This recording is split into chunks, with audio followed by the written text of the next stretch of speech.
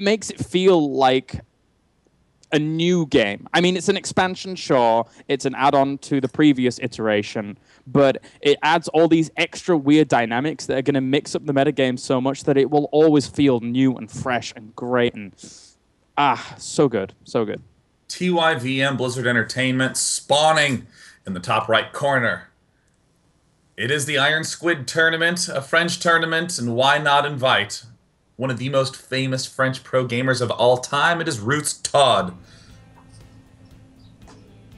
He's doing pretty well for himself. He wants to do a lot of more casting, actually, as well, and he did actually cast some IronSquid with me, which was an absolute pleasure to cast with him. And he's, I understand, even has like a YouTube channel up where he's been uploading some of his commentary. Yeah. It's awesome. I'm going to have to check that out. All right. And spawning down in our bottom left-hand corner, we have none other than Dragon spawning as our blue Terran. And I'd like to take just a moment to say that for people, if you want to play Heart the Swarm out there, then you can go over to my Twitter, find the latest tweet, and follow the instructions there to win yourself some Heart skis. If we hit 10k viewers once again here tonight, like we have done the past couple of times me and Mr. Sean have been casting, then we'll throw out 4 hotkeys instead of 2, which is always nice to do. Oh, you are such a generous gentleman indeed, Killaris. And yes, actually, ToD's YouTube channel is ToD StarCraft, so... Okay. If you want some insight into what he's up to, and I might even investigate post-match, and check it out there. Now, we're seeing Dragon not yet take his gas geyser. It looks like he wants to steer a little bit away from what he did last game, which I would say is the sort of play that works great against someone who's too passive, but is a little weaker against a Protoss who's willing to exploit weakness. I mean, we saw... What was Dragon's play? Reaper, Widowmine, Banshee. I mean, the 3 core harassment and Trixie units for Terran and Heart of the Swarm. So, again, a little bit overbold, perhaps, from Dragon. And ToD shut it down with basic gateway units. Yeah, it was... and to reiterate your point in terms of... ToD potentially mixing things up here. This works out a little bit better on a map where you're so far spawning away from your opponent because he's just playing a little bit more of a macro game at this point. And again, I mean, the spawning positions that we had on Core Hole City worked great for ToD because he was able to get his mothership core over there really quickly, so it was able to provide the detection, whereas it would be a little bit slower on this map here with their cross spawns. Yeah, and I mean...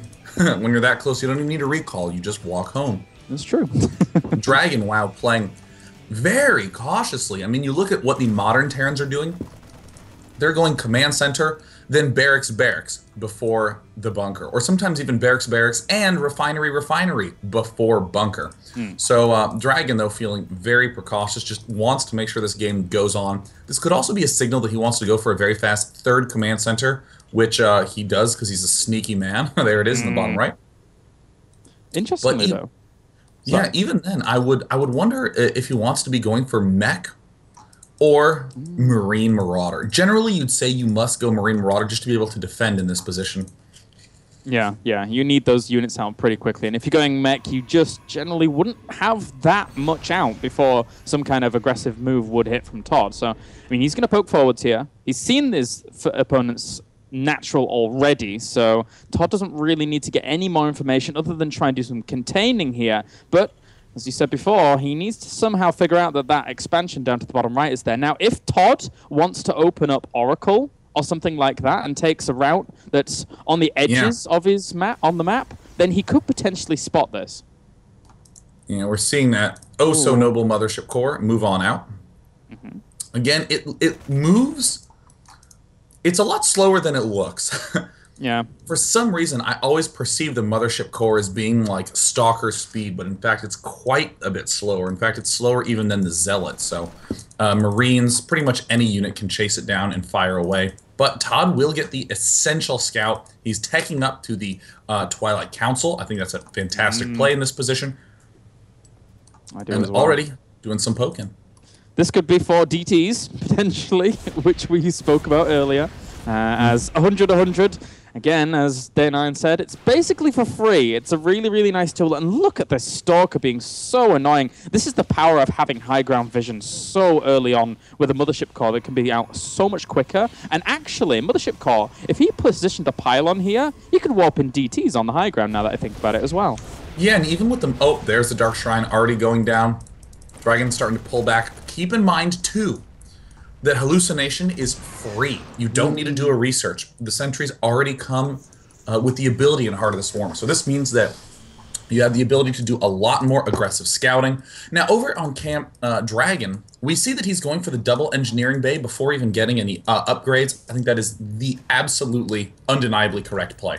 If you're going to go big macro and take a fast third command center, you may as well embrace that you're delaying and just go straight for the 1-1 upgrades. That way, all pieces to your play are geared towards a powerful mid and late game. Really strong economy, really strong upgrades. Just have to make sure that the Mothership Core doesn't kill off your stim. Yep. And that Mothership Core, once again, having an air unit this early, I mean, I mentioned it before just to get the high ground vision, but it adds just so much versatility to the play of a Protoss, or any race for that matter, this early on. So it really does show the levels at which we can see extra little tactics come out, extra openers come out from Protoss coming into Heart of the Swarm. And I mean, this is one of the big reasons I'm very excited about Heart of the Swarm. It's just going to be ridiculously versatile. Uh-oh, and there's a Dark Templar coming in. They run right into a missile turret. Ugh. My voice is giving out at this very early hour of 11:30 a.m. Oh, ToD. ToD is getting suspicious, and there he spots the hidden expansion. Oh, and he's even going to throw a pylon? Oh, no, okay. He was anticipating throwing a pylon down there, but he now has been spotted. He's going to block all the units in. Uh-oh. Oh, well. Now, bye-bye. This is brilliant. I have never seen someone in my life do this. That is so cool. What does he do? Does he warp in a DT? What do you think? I mean, like, oh, they're all trying to evacuate, but they can't. They're going to have to try and bust down this wall. Yeah, I would probably warp in a Zealot or a DT, just something that can pick these units off with ease.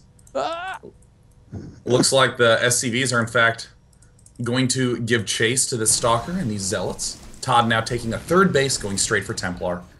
This is very cool to see, you're right. I mean, we're getting charged as well as the armor upgrade here for ToD. He's adding on a few more gateways. He's killed off all of the SCVs down in the bottom right-hand corner of his opponent's base, which is so cool to see with that wall off. They would have almost guaranteed escaped if he'd have just gone for a pylon and just a few units. If he'd have maybe gone for a sentry, then he could have kept them in. But he's even just warped in more Stalkers, trying to bring down the orbital command. I don't think it can get away, unless it goes into the very bottom right-hand corner, not back home. But it's going to try and get away. Okay. I mean, already this has been a real dent in Dragon's plans. Yeah. Excuse me. Massive phlegm incoming. But Dragon is going to take the initiative and make a push over here to this Nexus. This is a little bit of a weaker play because of the fact that these Dark Templar will eat up a lot of energy. ToD already has a pretty reasonable amount of units coming up, but the only reason this is really working is that ToD skipped over Robotech and is instead favoring more of a gateway unit composition, and he doesn't have legs yet. Yeah, he has to be very careful in this engagement. He throws down the Guardian Shield here. The units will continue to move back. He hasn't stimmed yet. Dragon is being very patient here and won't push it too far. But look at this. He's got 3 medevacs out on the way at any given time. Double starport at this point, where only on 2 bases is kind of cool to see. And he's going to get those... he can have those medevacs over there pretty quickly if he wants to. Yeah, I mean, this is an excellent position to be in as Dragon. Really excellent. I mean, he's just shut it down. He's going to be re-expanding with his third. This is about the time that you'd be very content taking a normal third base at. Yeah. Units Lost tab, I think, is really showing the real story. That with all these units that were caught off guard in the failed DT harassments, that even though Dragon ended up losing that bottom right, he's not really in too bad a shape. And he's getting the Caduceus reactor upgrade. Ooh. Yeah. This is very scary here for our Protoss player. Caduceus Reactor now allows massive longevity in a Bioforce if you've got enough medevacs with it. And as the Protoss player, sometimes you can defeat Bio without AoE, but now with that Caduceus Reactor upgrade in the game, it's so difficult. You need those storms to hit. You need those Colossi out, or just any other form of higher tech composition to deal with this, because it heals so fast, so fast. But now at the same time, you don't need to spend extra gas and time on the observers, because you can have the hallucinated Phoenix, the mothership core for detection. You can get that AoE up much faster, and that's exactly what we're seeing here. Those Templar are going to be absolutely essential.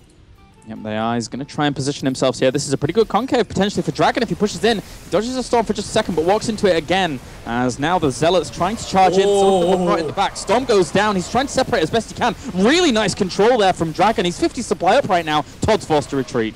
Gosh, there is just so much Marine Marauder, and right now ToD is just trying to pull back to gain a little bit more energy, but Dragon's not going to have any of that. He just darts right on up. This giant army now has 3 additional storms. This is going to be a nightmare situation for ToD if he ends up at the wrong angle. I mean, oh gosh, the defensive abilities of Protoss and Heart of the Swarm are just astounding.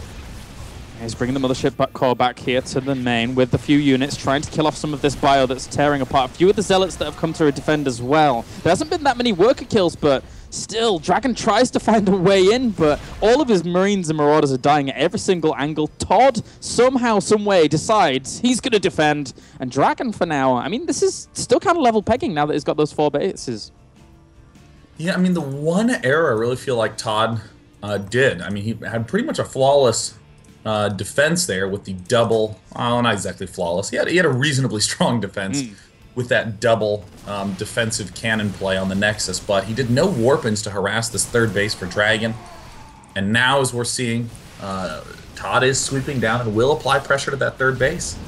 Yep, he's going to try and medevac away. Oh, speeding away. He doesn't want to be taken out at all. And look at that. Now, with that upgrade, you can potentially go for such quick counterattacks. That's actually such a scary ability. Yeah, I mean, you can actually have the medics pop out and just instantly boost them straight to the front lines. Really slick little upgrade, but now it's still 20 seconds until that boost comes back. There we go. Now finally wraps up again. And he's going to drop his units. Ninja of Dragon. Uh-oh. He has caught a couple stalkers off guard. We'll be able to bring down a few of them, but actually the Zealot's going to charge him regardless. He kills the mothership core. That's a nice pick off there. And one of the medevacs goes down, but they speed out of the location and try now to go for some aggression, maybe? Well, Dragon has managed to bunker himself up at the 3rd. 4th base now down from Dragon, and this is what's so exciting. I mean, look at this. Dragon is using Marine Marauder medevac with just non-stop mid-game aggression and mid-game macro to keep his opponent pinned down. There's the drop in the main base, and we're seeing Dragon spike up to 170 supply. Wow, that is a huge, huge army has accrued for himself here. Right now, ToD's going to put on some pressure at this 4th base. 30 of that supply is in workers, but still, he has a huge bio army behind this. Plenty of medevacs. He's killed off a 3rd base as well. ToD is in some kind of weird base trade scenario right now, but against a Terran. I mean, it didn't work out too well in Wings of Liberty. I'm not so sure it's also going to work out too well in Heart of the Swarm.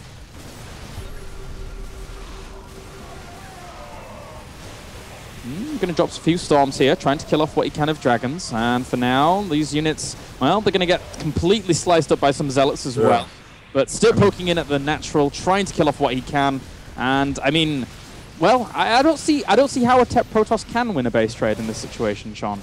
Yeah, I mean, he needs to pick off as many orbital commands as he can, but I mean, as you see, they're almost all at full energy. ToD is running really, really dry in his main base. He doesn't really have any resources. He has to win in this engagement. Yeah, this is pretty darn scary here. Dragon now still posing a threat at his opponent's main, and he's trying to get that mothership core out once again, is ToD. And actually, ToD's kind of found his last bastion of hope in terms of his main. As for now, he does have a few units just holding that ramp. And Dragon, I mean... Oh, look at that Phoenix to be able to see up onto the high ground. Nice little play. So, I mean, where does this go for now, Sean? How does ToD somehow manage to gain some stability against Dragon here, as Dragon sort of poses some kind of threat at the front? Well, ToD just needs to hold on, wait until he has enough money, and then expand. I mean, you generally think that taking the 3rd would be the best one, as it has the most money, but that's the most difficult position for ToD to actually defend in this position.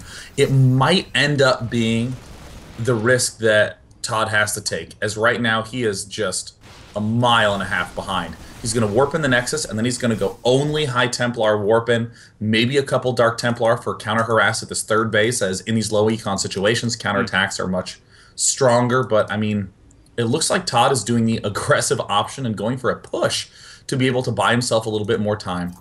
It's not too bad a composition. He does have 2 armor and 1 weapons, but still we have out 2-2 right now for this huge bio army, which is incorporating ghosts as well. Those EMPs, guys, they haven't changed since Wall, so they're going to hurt pretty hard here, as ToD only has very, very energy-based composition in the form of those Archons. And if ToD goes for a push, he might just get disintegrated.